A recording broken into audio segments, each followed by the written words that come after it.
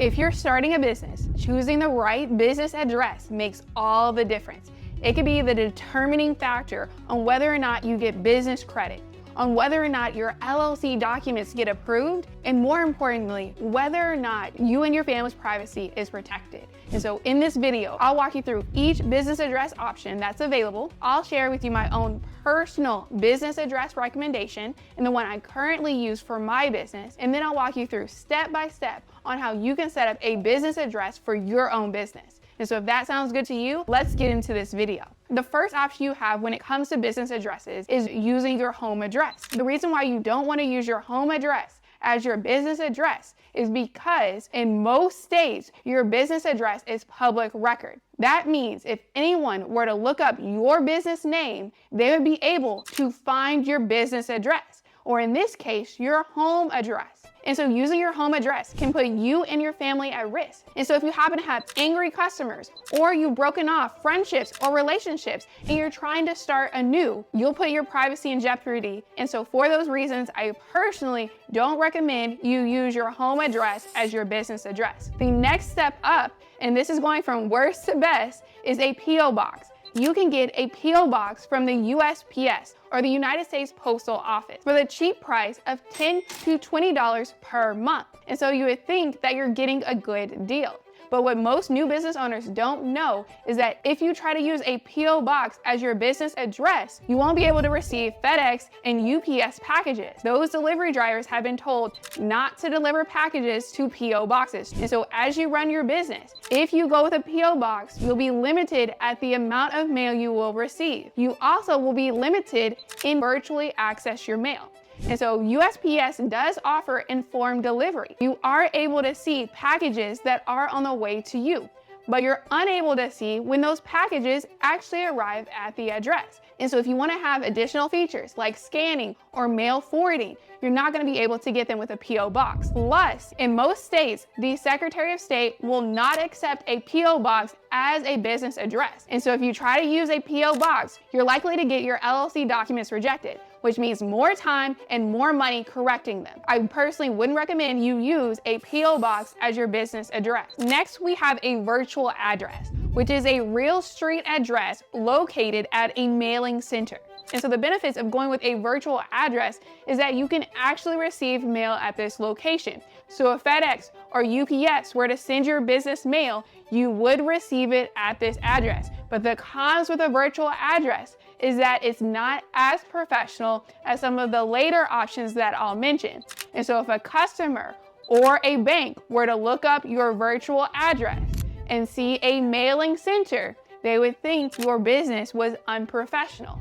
And so a virtual address alone will significantly hurt your chances of getting business funding from the bank, as well as look credible to customers. And so if you need a business address to be public facing, I would recommend you go for the next option, which is a virtual office. And so a virtual office is a real street address similar to the virtual address, but it's at a professional office building. The cons with going with a virtual office is that it is a bit more expensive, as typically a virtual office will cost between $50 to $100 per month. I know this can be a pretty hefty cost when you're just starting a business, but I would personally say the cost is worth it for that additional privacy and security. And at the same time, I would say if you compare a virtual office to the next option, it's still very affordable. And so the next option that you can choose as your business address is a real storefront location. And so the popular businesses that you know, like McDonald's and Starbucks, have real locations where the customers can go to in person, order their food, and then leave. Now I want you to take a second and imagine how much in rent is Starbucks and McDonald's paying. I would imagine it's a couple $1,000s, if not $10,000 to $20,000 per month. And I know you probably don't need that big of a location, but it goes to show how much having a storefront could cost you. But at the same time, it's well worth it if your business has a lot of foot traffic. And so those are the different options that you can choose when it comes to a business address. And so what I would personally recommend you go with is a virtual office. You get the benefits of a storefront without the hefty monthly price tag. You're also able to receive your mail digitally. And so virtual offices can open your mail, scan your mail, and forward your mail to you. And so a virtual office gives you the best of both worlds when it comes to running your business. Now let's talk about how to set up a virtual office. So here we are on Alliance Virtual. What you want to do is type in your zip code so you can get a virtual office that's near you. And so I'm going to type in 75206 so I can find virtual offices in the Dallas area.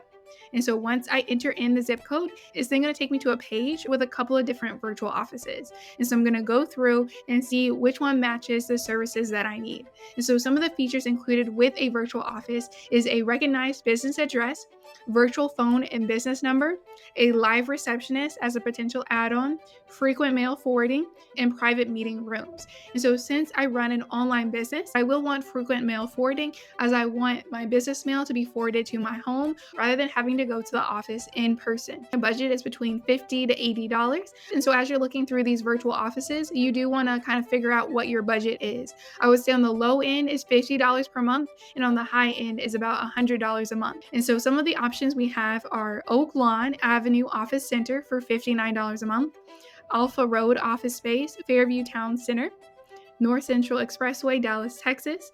And so the business address that looks nice to me is the office at Uptown Central. So I'm going to click into this office to learn more about it. And so this is the outside view. Let me right click to see the inside. Ooh, it looks nice to me. It also looks like they have some coffee and some snacks available, which is a really nice perk. And then they have some nice looking chandeliers and wall art. Okay, this place is looking really nice. And so it looks like they have the Platinum plan with live receptionists as well as the Platinum Plus plan. And so considering my budget's about $50 to $80, I'm gonna look at this Platinum plan. And so it's very important for you to take note of the contract terms as you'll need to agree to that length of time in order to get the virtual office at a discounted rate. And so the plan includes a commercial business address, mail forwarding for additional fees. They'll receive unlimited letters. I can use this for my business license, as well as opening up a bank account. That's great to know. And I can also use this for my website, business cards, and they have a front lobby receptionist to greet visitors when I plan on meeting clients in person.